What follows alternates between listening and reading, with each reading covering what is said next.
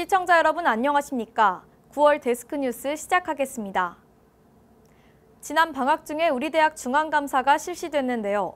총학생회와 15개 단과대학에 대해 학생회비 지출에 대한 내용을 감사했습니다. 18개의 감사 대상 중 7개 기구만을 제외한 나머지 자치기구에 감사 준비가 미흡했다는 지적이 나왔는데요. 자세한 내용을 김윤준 기자가 보도합니다. 8월 8일부터 17일까지 일주일에 걸쳐 우리 대학 중앙감사가 실시되었습니다. 제54대 중앙감사위원회는 총학생회와 15개 단과대학에 대해 학생회비 지출에 대한 내용을 감사했습니다. 감사 결과 위원회는 이번 감사 대상에 대해 경고 13회, 주의 3회, 언급 4회를 부과했습니다.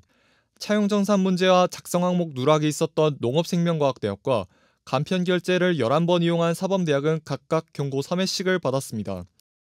간편결제 이용과 기한 내 자료를 제출하지 않은 환경생명자원대학이 경고 2회, 주의 1회, 언급 1회씩을 받았습니다. 또 간편결제 이용이 있었던 간호대학의 경고 2회를, 지침에 맞지 않게 2개의 통장을 보유한 상과대학의 경고 1회를 부과했습니다.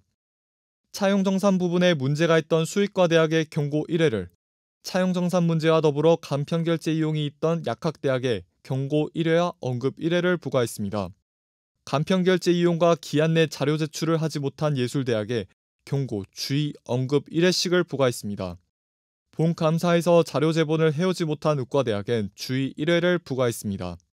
한편 스마트팜학과는 특별감사 판정을 받았습니다.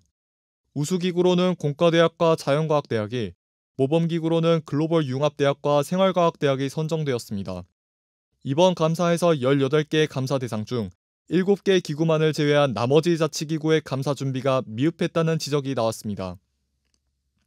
일단 회칙이 기존에는 비대면에 맞춰져 있었지만 이제 대면으로 넘어가면서 그게 좀 과도기적 성향이 있었어요. 그래서 좀 이거 살짝 혼란이 있었던 것 같은데 이제 회칙, 세칙, 부칙을 보시다가 이제 임의로 그거에 대해서 이해를 하실 수가 있어요. 그런 사항들에 대해서는 각 단대 이제 감사위원회나 중앙감사위원회 등 1년 동안 임기가 1년이기 때문에 언제든지 연락하셔서 좀 헷갈리는 부분은 꼭 문의하시고, 감사 시행 세칙에 따라 중앙감사에서 조치를 받은 자치기구는 분배금이 삭감될 수 있습니다. 경고를 2차례 이상 받는 경우 경고의 4%, 주의의 2%, 언급의 1%씩 분배금이 삭감됩니다. 학생회비의 투명한 운영을 위해 학생자치기구에서는 감사에 대한 각고의 노력이 필요해 보입니다. UBS 김윤준입니다. 다음 소식입니다. 지난 14일부터 16일까지 우리 대학 축제인 대동제가 진행됐습니다. 코로나19로 인해 20년도에는 비대면으로, 작년에는 인원 제한으로 진행되었는데요.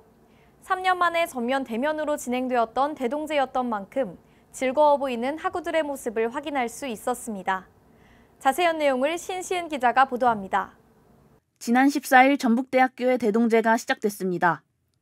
코로나19 사태로 인해 거리두기나 인원 제한이 없는 대동제는 3년 만입니다. 9월 14일부터 9월 16일까지 3일간 진행됩니다. 플리마켓과 야시장, 그리고 클럽 파티와 연예인 공연 등 다양한 콘텐츠들이 준비됐으며 많은 학우들이 이를 즐기기 위해 참여했습니다. 오랜만에 대동제를 맞이하게 된 재학생들과 처음 맞이하는 신입생들 모두 즐거워 보입니다. 저는 18학번이라 축제를 경험해본 터라 다른 경험해보지 못한 학번들이 너무 안쓰러웠는데 이번 기회에 경험을 잘 해서 추억까지 가져갔으면 좋겠습니다. 거리두기가 끝나고 처음으로 이렇게 크게 열리는 대동제를 제 첫 대학 생활에서 경험할 수 있어서 너무 좋고요. 앞으로도 이런 큰 대면 행사가 많이 생겼으면 좋겠습니다. 전북대 짱! 이번 대동제에서는 주간, 야간으로 나누어 다양한 콘텐츠들이 준비됐습니다. 주간 행사로는 토크 콘서트와 어트랙션 등이, 야간 행사로는 푸드트럭과 야시장 등이 개최됐습니다. 많은 학우들이 관심을 보였던 연예인 공연에는 1일차의 다비치, 흰, 2일차의 현아, 그리고 3일차의 사이먼 도미닉 리듬파워가 초대됐습니다. 이 밖에도 클럽 파티와 다양한 부스 등 많은 학우들이 관심을 가지고 참여했는데요. 끝까지 방역수칙을 준수하며 축제 에티켓을 지켜나가야 할 것입니다. UBS 신시은입니다. 다음 소식입니다. 생활관 내에서 소음 문제가 지속해서 발생하고 있습니다. 소음과 관련된 문제는 익명 커뮤니티를 통해서도 지속적으로 제기되고 있는데요. 많은 학우가 우려하는 부분은 시험 기간입니다. 민원이 제기되면 해당 호관 조교를 통해 경고가 주어지지만 이는 근본적인 해결 방법이 되지 못한다는 지적이 나오고 있는데요.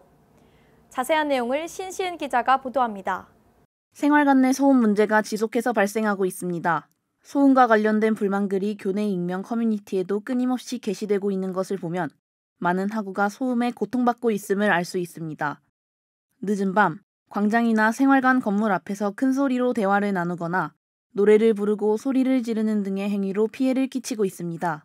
네, 여기 기숙사 생활하면서 이렇게 창문 같은 거 열고 있으면 광장에 모여있는 사람들이 떠드는 소리가 밤이면 들려가지고 가끔 불편하다고 생각하고 있어요. 시험 기간에는 아무래도 밤늦게까지 공부하는 경우가 많은데 그때도 새벽까지도 떠드는 분들이 계셔가지고 불편하다는 적이 좀 있었습니다. 학우들의 서로를 배려하는 공공의식을 생겨가지고 좀 발전해가는 모습을 보이면 좋지 않을까 생각합니다. 많은 학우가 우려하는 부분은 시험 기간입니다. 시험 기간에는 공부하는 학우들을 위해 통금 제도가 일시적으로 사라집니다. 학우들은 이로 인해 귀가가 늦어져 새벽까지 소음이 발생하는 경우가 증가한다고 불만을 표했습니다.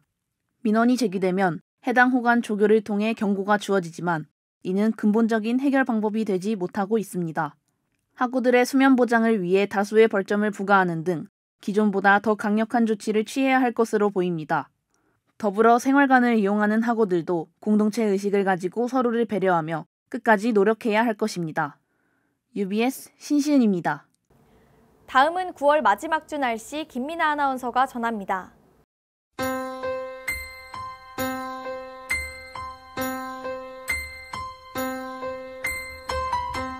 2022년 9월 마지막 주 전주시 날씨입니다. 이번 한 주 대체로 맑지만 화요일 오후부터 목요일 오전까지는 구름기난을 보실 수 있겠습니다. 최고기온 28도, 최저기온 12도로 밤낮으로 큰 일교차를 보이겠습니다. 이번 주 전주시 미세먼지 농도는 보통과 나쁨 단계를 오갈 것으로 보입니다. 당분간 뚜렷한 비 소식 없어 대기가 점점 더 건조해질 것으로 예상되는데요. 따뜻한 물을 자주 마시는 등 수분 섭취에 신경 쓰셔야겠습니다. 어느덧 완연한 가을 날씨 보이며 새벽 기온이 크게 떨어지고 있는데요. 외출하실 때 가벼운 겉옷 챙기시는 것이 좋겠습니다. 날씨였습니다. 9월 데스크 뉴스 마치겠습니다. 함께해 주신 학우 여러분 고맙습니다.